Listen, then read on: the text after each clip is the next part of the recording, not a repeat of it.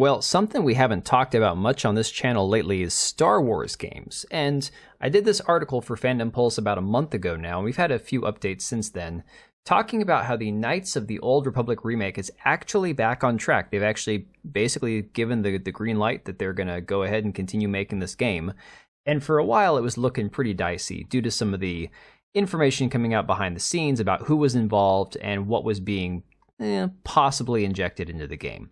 So what happened was Embracer Group, which is a massive, I believe they're Swedish holdings that they own tons of rights of different IPs and different brands. They got the actual Saber Interactive developer got bought out by a private group of investors that decided to work out this $500 million negotiation where they bought a bunch of smaller studios, including Saber, and they got the rights back to make this game. So now supposedly the green light's given, they are full speed ahead to make this game.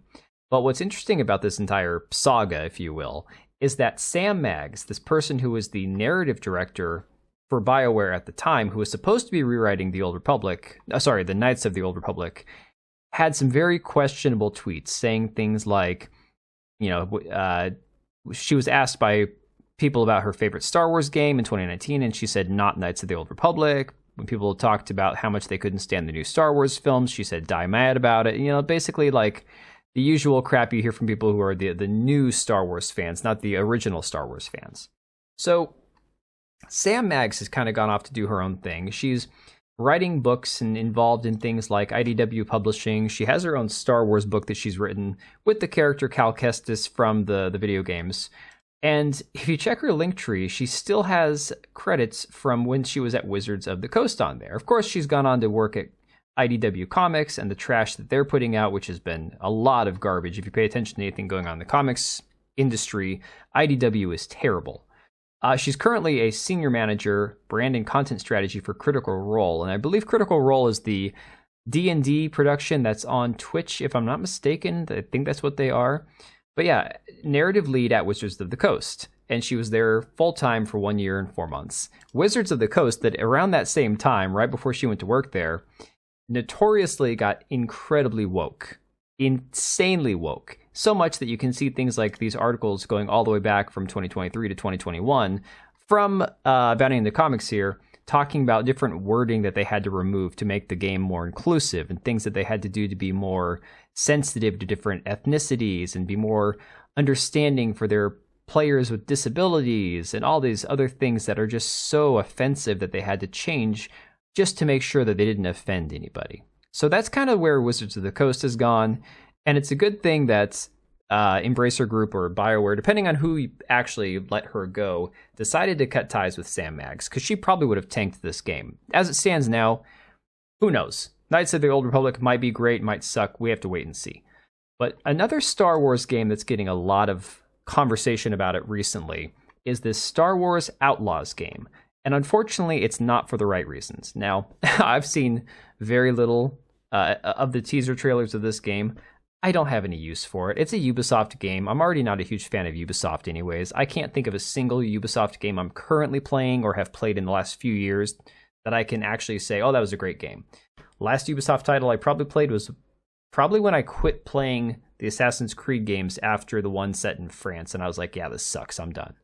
So now we have Star Wars Outlaws, and the community manager, because with all this Black Girl Gamers, Sweet Baby Inc. stuff, the community managers seem to be the most insanely woke, activist-minded people on the internet, at least connected to these developing companies, these games industries, and all that. So Shauna Jones, the community manager for Star Wars Outlaws, appears to have animus against white men in numerous social media posts. Not the kind of thing you want to have to advertise your Star Wars game, because let's be honest, I still think the majority of Star Wars fans are the same group that are your target gamer audience, which is probably, I'd say, at least 50% comprised of straight white males. I could be wrong, but I'm pretty sure it's somewhere in that ballpark figure. So the article from That Park Place says, Shauna Jones, a community manager for Ubisoft, who is currently working on the upcoming Star Wars Outlaws game, appears to have an animus against white men based on numerous posts to social media she has made. As noted on her LinkedIn profile, Jones is based out of Newcastle in the United Kingdom and has worked at Ubisoft as a community representative and community manager for 4 years. Her profile notes she worked on Avatar Frontiers of Pandora, by the way, a game nobody played. I'm sorry. I looked at graphics cards when they were on sale on Newegg, and that was the free game, and I'm like, I can't even justify buying the graphics card because that's the game that comes with it. Just Dance, Riders Republic, Skull and Bones, another game that is incredibly disappointed people across the board. Watch Dogs Legion, Assassin's Creed Valhalla, and Immortals Phoenix Rising. Immortals Phoenix Rising, a game that I thought looked like a Greek take on Fortnite, or Fortnite mixed with Greek mythology. The game looked like crap. And honestly, I was surprised the game was $60 at launch. And like, if you waited a year for this game, it went down to like $20, and then it was pretty much free on Game Pass or whatever. So you have Shauna Jones here, and you can see they've got her LinkedIn, her experience, all this stuff. The article then goes on to say, as shared via screenshots to X by user cooks12_, Jones posted back in January 2020, if you're a white dude complaining that diversity being raised is an issue, then people are going to keep raising the lack of diversity until we see change. That crap's got to change, man. Then you see another post in September of 2020 where she wrote, love that if you say you're trying to be more body positive, white men assume that you're saying you're fattened to tell you to go to the gym. Bitch, I'm a size 12. Being body positive has nothing to do with weight. Well, actually, it kind of does. She also wrote in July 2020, please don't tell me gender isn't an issue in the games industry when you are a white male. Diversity in general is an issue in the industry. I guess as a white male who's not always represented, it's easier to not know or see the misrepresentation in studios. She also criticized streamer Ninja for not preaching about white privilege on his streams. She wrote in January 2021, Ninja is boasting about his white privilege by doing this. He has the potential to influence millions of kids and choose to be a sack of beans. Use your platform for good if you have the opportunity. Don't do a ninja. And the funniest thing is his tweet, we'll get to that in a second, pretty much just says, that's up to parents to educate their kids. That's not my place to deal with that. So there's a lot of this stuff. And you can actually see, we'll go to the next one, the next slide in a second. The amount of tweets that this woman has put out that are just unhinged, it's never ending. Now, the one about Ninja here says... let's see. Ninja says parents should parent their kids, citing that it's not his job to teach kids about racism and white privilege. 100%, he's an entertainer. Whether you like him or not is irrelevant. The man is just an entertainer. He plays video games for a living. It's not his job to teach you about society's issues.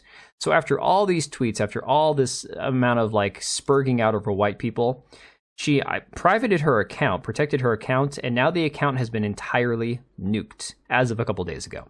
So the narrative lead for this game as well, Nikki Foy, who you can see in LinkedIn, actually has the information here. Star Wars Outlaws at Ubisoft Toronto has a protected account as well, which is hilarious because apparently she's had her account protected since all this stuff hit. Like before anybody could find out who she was or what she had on her Twitter account, she made sure to protect her account.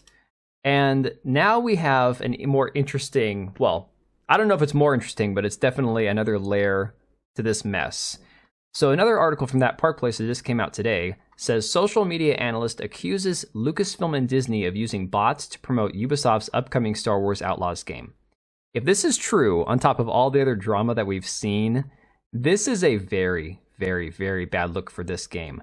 Because this tweet here, and we'll just go to the tweet itself from Master of the TDS, says Ubisoft has teased a new story trailer will be dropping tomorrow, April 9th, for their upcoming Star Wars game, Star Wars Outlaws. The game is said to be set in a gritty underworld setting, deviating from traditional Jedi-focused Star Wars stories. However, it would seem Disney and Lucasfilm might not be too confident in the game, as the bots are once again out in force running interference for the game. The bots seem to be claiming that enhanced graphics and NVIDIA's advanced AI technology will make the game worth playing. Will the force be strong with this one? If you use these in a video article, please be sure. I'll give you credit. Master of the TDS on Twitter. He also has a YouTube channel, Gothic Therapy. Go check him out. And you can see the tweets here, and it is complete bot behavior. And this is a big issue that Master of the TDS has talked about on Twitter, where a lot of these verified accounts, you'll see it for Disney, you'll see it for Warner Brothers, now you're seeing it for video games, where they just go on and repeat the same string of words and phrases in different variations, but it's complete bot behavior from paid accounts, which the freaking insane part about that is these are accounts that are the reason you pay for a verified account on Twitter. One of the perks you get is that you get top search priority. So what happens is these accounts are the ones that appear at the top of the replies, and they're the ones that help boost that artificial traffic towards a topic that nobody really cares about. So if that is true, on top of the fact that they have this entire colossal mess from the social media manager just being a complete unhinged lunatic, this game is DOA. Not to mention, it doesn't even look good. From what I've seen of it, it's like, okay, great, nobody's going to play it, nobody cares, the game will be dead in a year. Star Wars is in such a bad place right now that it's not even worth talking about, unfortunately. And it pains me to say it as somebody who grew up reading the books, watching the movies, playing with toys. That was my childhood. But unfortunately, I don't think it's going to get a whole lot better with this game. While you're at it, make sure you click the link down below to Meta PCs. Go check them out. They've got financing, fantastic people, great PCs, and definitely worth your time. So if you're in the market for a new PC, go check them out, and I will catch you guys later. All right, and if you made it this far, thank you so much for watching the video. Thank you for being here. I do have 2 channels, Minimal Effort Podcast, as well as my gaming channel. I do have a Twitch and Kick for my gaming channel. We do live streams over there occasionally, maybe once a week. And then if you are in the market for a new PC, make sure to check out Meta PCs. Click the link I have down below. Use code TBO at checkout for a special discount. Thanks again for watching, and I'll see you next time.